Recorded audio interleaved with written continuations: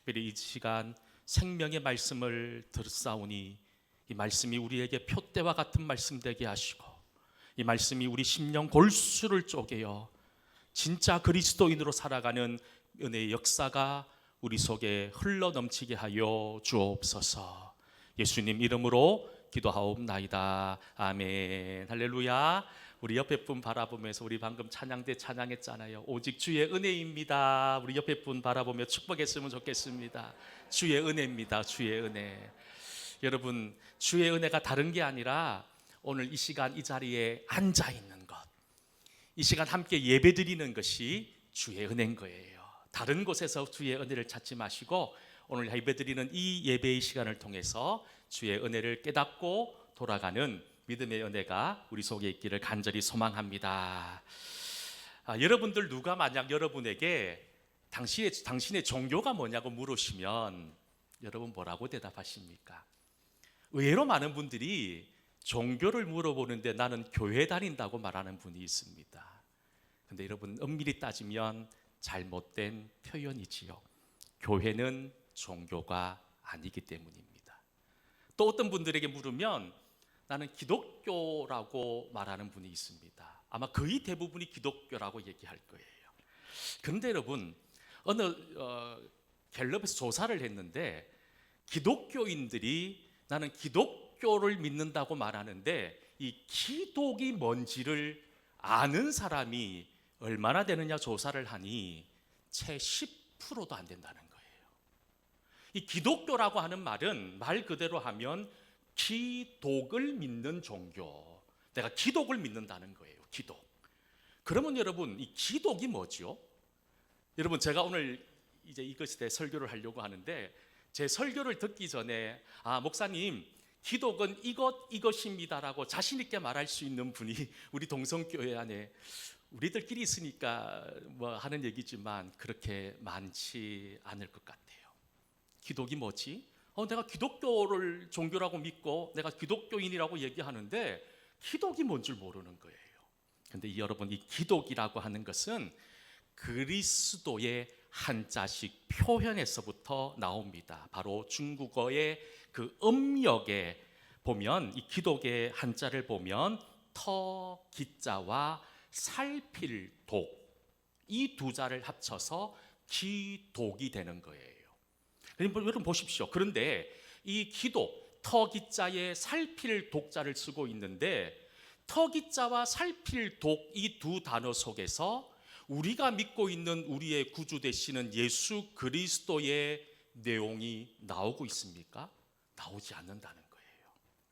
사실 우리가 읽는 한글 성경 그 어디에도 기독이라고 하는 단어는 눈을 씻고 찾아봐도 나오지 않습니다. 그럼 왜 우리가 이 그리스도라고 하는 말을 굳이 기독이라는 말을 쓰면서 사용하는 것일까요? 바로 중국어의 영향 때문입니다. 중국어는요 뜻을 표기하는 표기 문자입니다. 그래서 그 외국어를 표기하는 것이 쉽지가 않아요. 그래서 그리스도를 중국식으로 표현하면 기리사독이라고 하는 말로 발음이 되는 거예요.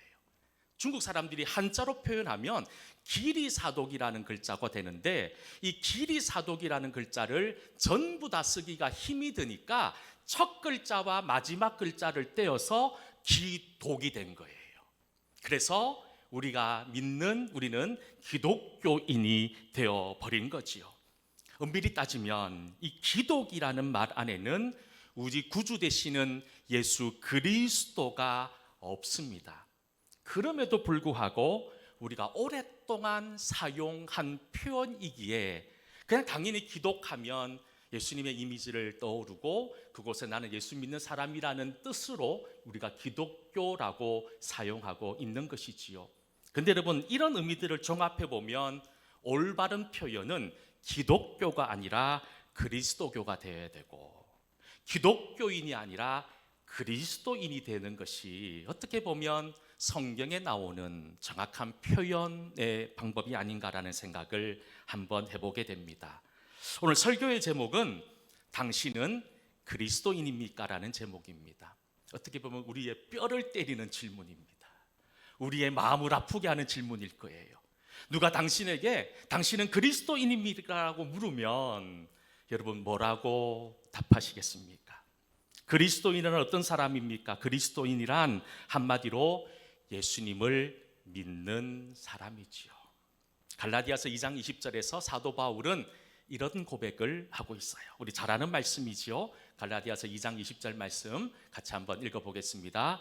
내가 그리스도와 함께 십자가에 못 박혔나니 그런즉 이제는 내가 사는 것이 아니요 이제 내가 육체 가운데 사는 것은 나를 사랑하사 나를 위하여 자기 진을 버리신 하나님의 아들을 믿는 믿음 안에서 사는 것이라. 잠시 앞으로 한 장만 더 보내주실래요? 보면 우리가 내 안에 그리스도께서 사는 것, 이게 그리스도인이라는 거예요. 지금 여러분들 마음속에 예수 그리스도께서 살아계십니까? 또 빌립보서 1장 20절에서 바울은 또 이렇게 말하고 있습니다. 뭐라고 얘기하냐면 나의 간절한 기대와 소망을 따라 아무 일에든지 부끄러워하지 아니하고 지금도 전과 같이 온전히 담대하여 살든지 죽든지 내 몸에서 그리스도가 존귀하게 되게 하려 하나니. 그리스도인이란 내 삶을 통해서 예수 그리스도를 존귀케 하는 삶, 하나님 영광되게 살아가는 삶이 그리스도인의 삶이라는 거예요. 여러분 그렇습니다. 그리스도인이라면 무엇을 하든지 내 삶을 통해 예수 그리스도를 드러내고 예수 그리스도를 증거하며 예수님께서 나의 구주 되심을 고백하며 살아가는 사람들이라는 거예요. 오늘 함께 예배드리는 우리 모든 성도들이 오직 예수 그리스도만을 나의 구주로 고백하는 진짜 그리스도인으로 살아가는 은혜가 있기를 주의 이름으로 간절히 축원합니다. 예수님께서 부활하시고 승천하셨습니다. 그리고 그 이후에 오순절 성령의 역사가 일어났습니다. 그리고 그 당시 이 땅에는 유일한 교회가 하나 있었습니다. 바로 예루살렘 교회였습니다. 당시 이 예루살렘 상황을 기록하고 있는 사도행전 2장과 3장의 내용을 보면 이런 말씀들이 있어요. 베드로가 수많은 인파들 앞에 복음을 전하니 3,000명의 사람이 회심하고 돌아오는 역사들이 일어나기 시작합니다. 초대교회 성도들이 모여 함께 교제하고 떡을 떼며 오로지 기도리를 힘쓰고 복되고 은혜로운 교회였다고 성경은 기록하고 있고 모이는 사람들이 날로 더하는 교회였다라고 말씀합니다. 특별히 사도행전 2장 41절부터 41절, 47절까지의 말씀을 보면 그때의 초대교회 예루살렘 교회가 어떤 교회였는지를 이렇게 말씀하고 있습니다. 우리 같이 한번 사도행전 2장 41절부터 47절까지 말씀 천천히 같이 한번 읽어보겠습니다. 그 말을 들은 신도의 수가 3,000이라 더하더라. 그들이 사도의 가르침을 받아 서로 교제하고 떡을 떼며 오로지 기도하기를 힘쓰니라. 사람마다 두려워하는데 사도들로 말미암아 믿는 사람이 다 함께 있어 모든 물건을 서로 통용하고 또 재산과 소유를 팔아 각 사람의 필요를 따라 나눠주며 날마다 마음을 같이하여 성전에 모이기를 힘쓰고 집에서 떡을 떼며 기쁨과 순전한 마음으로 음식을 먹고 하나님을 찬미하며 또 온 백성에게 칭송을 받으니 주께서 구원받는 사람을 날마다 더하게 하시니라. 할렐루야. 예루살렘 그 첫 번째 있었던 처음 교회였던 교회는 이렇게 아름다운 교회의 모습을 가지고 있었습니다. 그런데 문제는 그 예루살렘 교회가 하나님이 주신 사명, 그 사명을 잊어버렸던 거예요. 성전하시는 예수님께서 주신 사명이 있습니다. 땅끝까지 이르러 내 증인이 되라고 하셨던 그 주님의 말씀, 그 첫 사명을 그들은 잊어버린 채 거저 자기들끼리 모여 행복하게 믿음 생활하는 것에 만족하며 살고 있었다는 거예요. 그래서 주님께서는 이렇게 현실에 만족하고 있는 예루살렘 교회에 오늘 말씀에도 나오는 것처럼 스데반 집사의 순교와 더불어 핍박을 허락하신 거예요. 그리고 이 핍박이라는 방법을 통해서 예루살렘 교회의 성도들이 유대와 사마리아와 땅끝까지 이르러 흩어지게 되고 각 지역에 교회가 확장되어져 나가는 역사들이 일어나기 시작합니다. 그렇게 이 핍박이라고 하는 하나님의 방법으로 교회가 온 세상으로 퍼져나가게 되는데, 그 중에 한 곳이 안디옥이라고 하는 곳으로 복음이 전해지게 됩니다. 사실 이 안디옥이라고 하는 도시는 매우 거대한 도시였어요. 그 당시 온 세상을 지배하고 있었던 로마에 있어서 큰 도시들, 아주 대표적인 도시들이 몇 가지가 있었는데, 로마 식민 지배족에 있었던 여러 도시들 중에서 넘버 3에 해당하는 도시가 바로 안디옥이었어요. 그러니 이 안디옥에는 수많은 사람들이 모여 있었던 겁니다. 다양한 출신, 다양한 문화적 배경을 가지고 있었던 지역이 이 안디옥이었는데, 무명의 그리스도인에 의해서 안디옥에 복음이 전해지고, 처음에 이 안디옥 교회, 안디옥에 있었던 유대인들을 중심으로 복음이 전해지기 시작했다는 거예요. 그런데 이상합니다. 유대인들에게만 복음이 전했던 그것이 점점 이방인들에게까지 복음이 확산되기 시작하면서 이 안디옥 교회는 어떤 매우 중요한 역사적 배경이 있느냐면, 유대인뿐만 아니라 이방인들도 함께 예배드리는 어떤 문화를 뛰어넘는 아주 독특한 형태의 교회를 갖춘 교회가 바로 이 안디옥 교회였다는 거예요. 그런 매우 중요한 역사적 배경이 첫 번째 배경이고, 또 중요한 두 번째 배경이 뭐냐 하면, 이곳에서는 기독교 역사에서 가장 중요한 그리스도인이라고 하는 이름이 처음 사용되어졌던 교회이기도 하다는 거예요. 오늘 본문 25절, 26절 이야기입니다. 같이 한번 25절, 26절 말씀 함께 읽어보겠습니다. 바나바가 사울을 찾으러 다소에 가서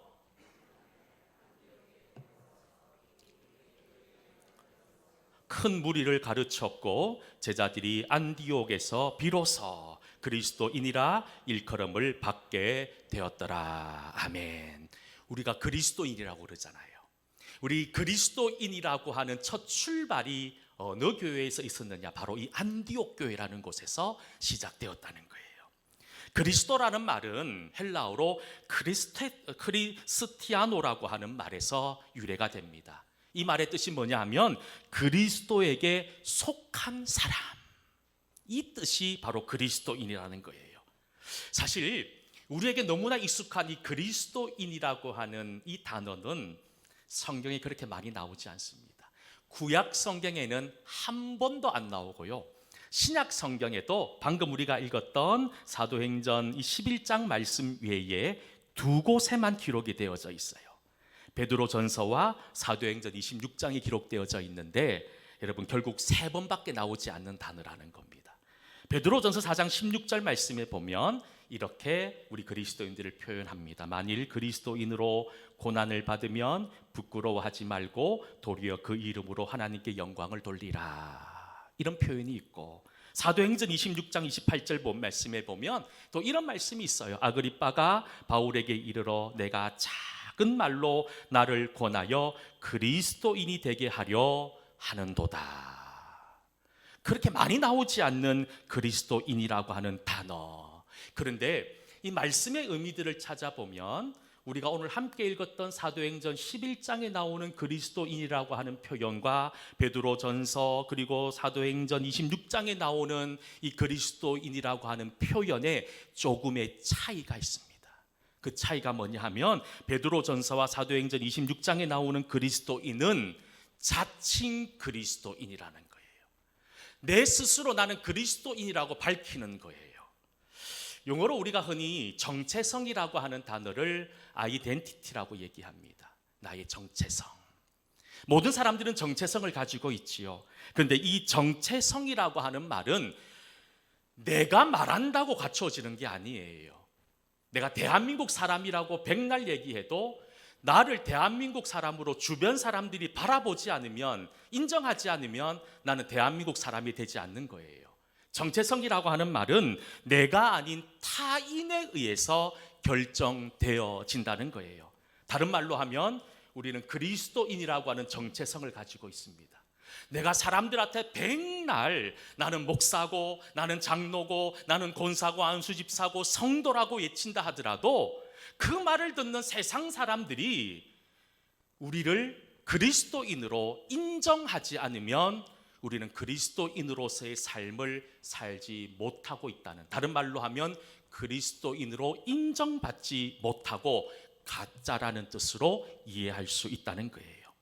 제가 지난 온가족 새벽 기도회 때 빌리 그레함 목사님의 얘기를 잠시 들었던 적이 있어요.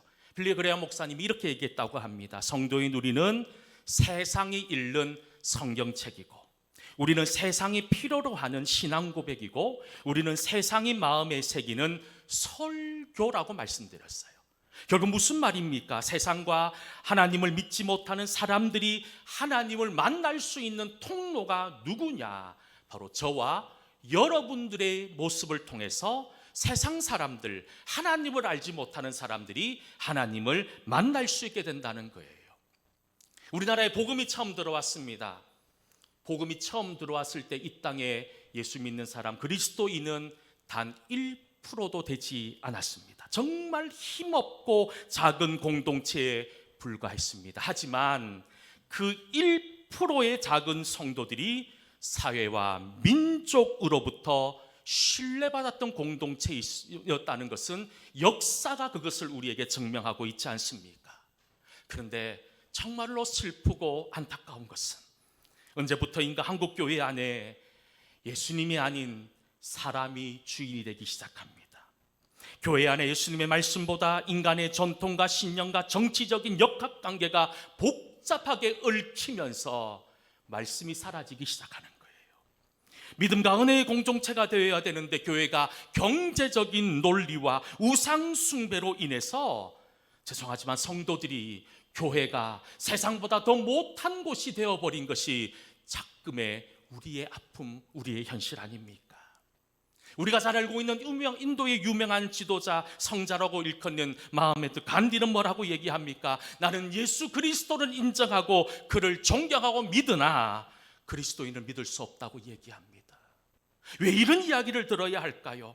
간디가 생각할 때 그리스도인들은 예수님을 조금도 닮지 않았기 때문이 아닐까요?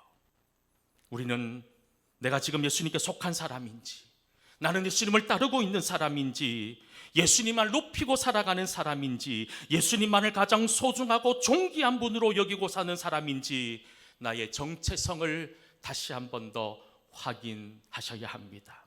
저는 오늘 함께 예배드리는 여러분들이 교회를 다니는 사람이 아니라 예수님을 믿는 믿음의 사람이 될 수 있기를 간절히 소망합니다. 그러면서 우리가 뭘 확인해야 됩니까?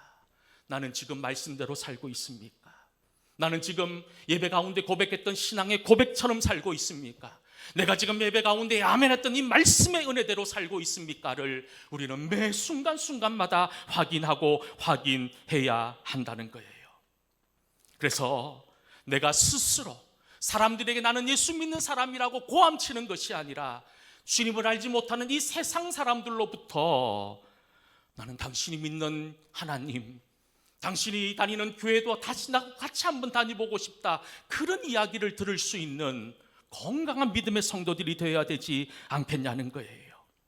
여러분, 오늘 그런 의미에서 오늘 본문에 나오는 그리스도인이라고 하는 이 구절의 말씀, 이 안디옥 교회가 그리스도인이 되었던 것은 그들이 세상에 나는 그리스도인입니다라고 외쳤기 때문이 아니라, 비록 미약하고 작은 그들의 모임 속이지만 세상 사람들이 볼 때 그들은 정말 십자가를 지고 고통당하고 죽어갔던 예수님을 따랐던 타칭 그리스도인이었다는 사실은 우리에게 큰 울림을 주고 있다는 거예요.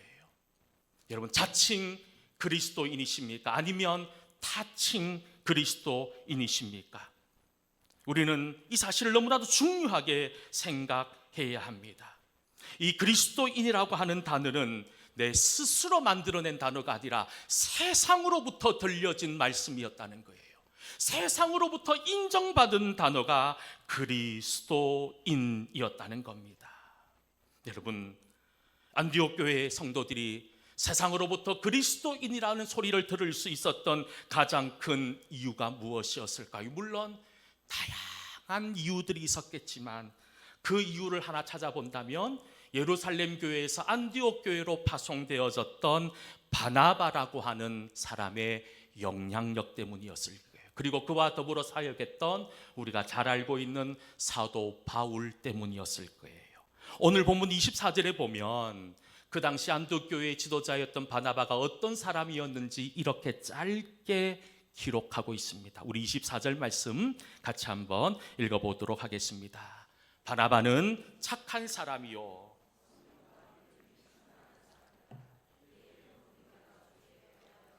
아멘. 바나바를 이야기하는데 두 가지를 이야기합니다. 첫 번째가 바나바는 어떤 사람이었다고요? 착한 사람이었다.